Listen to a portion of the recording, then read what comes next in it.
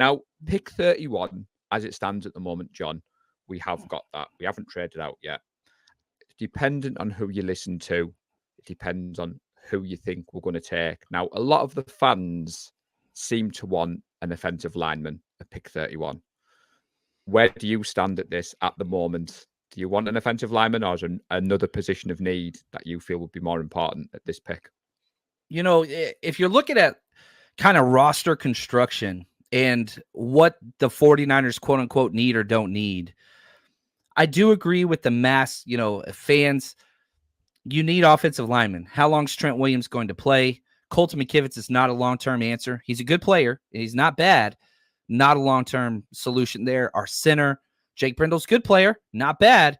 Not a long-term, not a, top-level competitor at his position. So you always want those upgrades. So offensive line makes the most sense. But we got to remember, this is Kyle Shanahan and this is John Lynch.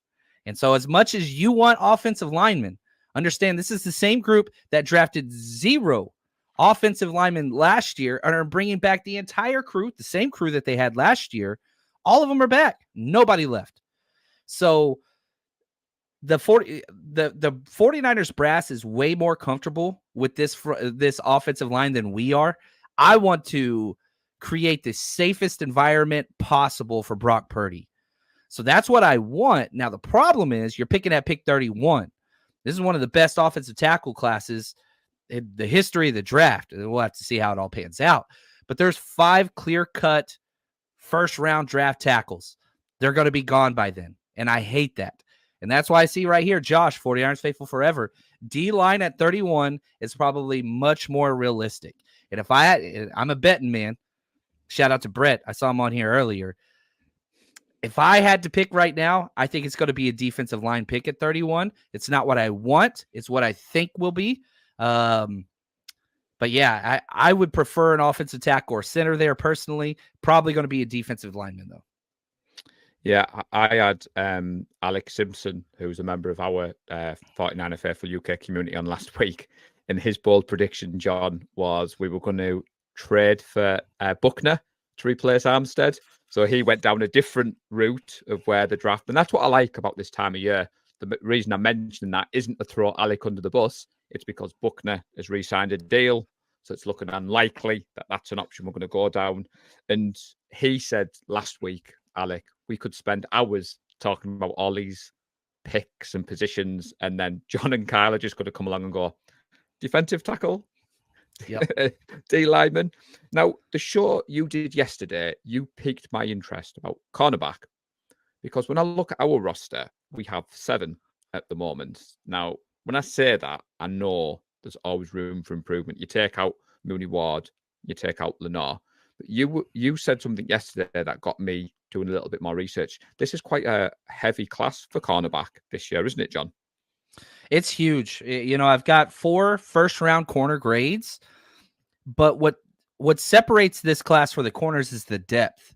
I've got 4 second-round grades. I have 6 third-round corners. I've got 4 fourth-round corners. Like, it doesn't matter where you're drafting.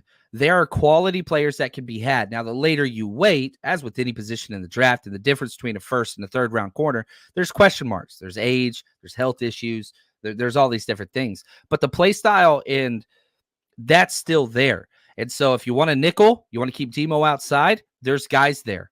If you want another outside corner, which the Niners seem to be stocking up on outside corners. They've got quite a few. We do not have a lot of nickels. And so nickel is a question mark and probably the least amount of depth. I mean, again, we had Logan Ryan starting in the Super Bowl. That is not a recipe for success. Now, he didn't play bad. He didn't play good either, but you don't want that. You want talent at all those positions, and this is a spot that the 49ers have out there about 78% of the time, almost 80%. We keep the nickel out there. So, personally, I think nickel is a very, very important spot. Now, I don't want to address that in the first round, don't want to address that in the second round, but if you get down to the third round, there's some guys there. If Andrew Phillips falls, Renardo Green, Chris Abrams-Drain, DJ James, Kalen Carson, Nehemiah Pritchett. There's a lot of guys that really fit what the Niners do. We've got to address that spot, man. They have to. They just have to. Well, Lee Gowland will be wincing. He's in the chat. So as you know, Lee has a lot of love for Sammy Womack. So he's a little bit nervous at the moment. So when I listened to your show yesterday, I was like, oh, Sammy Womack could be writing on the wall. Well, let me say this, and Lee, plug your ears, okay? I love you, Flackers, plug them. They decided, Jimmy Ward talked about this after he went with the Texans on a show where he said a couple years ago, they decided they didn't want Samuel Womack to play nickel because they didn't think he was physical enough. I disagreed with that assessment. But the nickel coach during that time was Nick Sorensen, who's now the DC. And so, again, sorry, Lee, and I love you. And I'm one of the biggest Samuel Womack fans out there because I think he's the best special teamer we have. I think he's better than George Odom. I might be on the island on that. But it doesn't seem like Nick Sorensen is a Samuel Womack guy. And I hope I'm wrong. But if he was the guy that said, I don't want him playing my position, now he's the DC. I don't like that. I don't like that. And I'm a huge Samuel Womack fan. Huge. Yeah, for your listeners, the reason we are big on Sammy is Lee announced the pick in Vegas. See, that's where we should have met for the first time in person, but I ruptured my blooming Achilles tendon and couldn't fly. So when I came on your show last year and you were like, yeah, I'm going to meet you in person, I was thinking, John Chapman is manifesting this. Now, do you believe, going back to the draft talk, dependent on who you listen, I know Larry Kruger is big on some of the names that I've got written down. He thinks we should go for Zach Fraser, West Virginia, a center. Love him. Some people are saying, should we go best player available? I'm kind of caught in the middle because you mentioned earlier doing the mock drafts. We remember what it was like without Kyle and John. We were doing mock drafts in September and October. Yeah. And you think of how far we've come as an organization. I tend not to worry about the strategy. A lot of my non-49ers friends, John, hit me with the Trey Lance trade. You know, you gave up all that. What did you get? The end result was still the same. And you swing for the fences. I do not want a team that is comfortable with mediocre. I don't want that. I don't want a team that's going to sign Daniel Jones. I want a team that's going to swing for the fences. And that is refreshing. Did the trade work out? No, it didn't. But I still want a team that's not comfortable just winning division titles. You should want more. And man, you swing. I nothing but respect for that. So, breaking news, El Presidente doesn't think Womack makes the roster this year. So he didn't plug those ears, as you said, John. And Justin, who is based in Alabama, so give Justin a shout out. He's been a big supporter of ours. I know he's in the chats regularly on your show. And he's put that when we draft for need, it always backfires. We're not good at it. Just go best player available. Yeah, I mean, the Niners, it's funny because Ayuk was a hit. Ken Law, I don't think was. Definitely not saying that. When we drafted McGlinchey, we had Trent Brown, but they decided they didn't want that. Bosa was a need, but, that was a home run. So I don't know. I don't know about always backfires, but I do agree with you. The 49ers do not do a best player available in the first round. They don't. Their entire draft philosophy is we are addressing a premium position and a premium player. Now, I'm a big Zach Frazier guy too, Paul, and you brought that up about Larry Kruger. He loves him as well.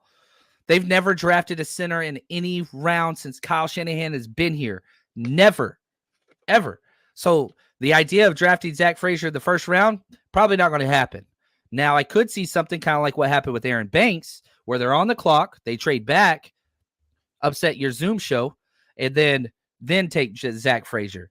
That is a possibility. But spending a first round on a center, it's hard to see that whenever you're looking at the clues from how they've drafted in the past. They're going after a premium position. Whenever I say premium position, top paid position, because of the salary cap relief. You're talking defensive line, you're talking offensive line, you're talking wide receivers, you're talking quarterbacks.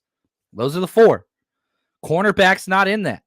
Cornerback in the first round does kind of make sense. They do get paid like premium positions, but the Niners do not pay elite money to corners. We never have. Even if you look at Mooney Ward, he's not getting paid top tier money or even close to it. Like, that was a value deal on a projection based that hit.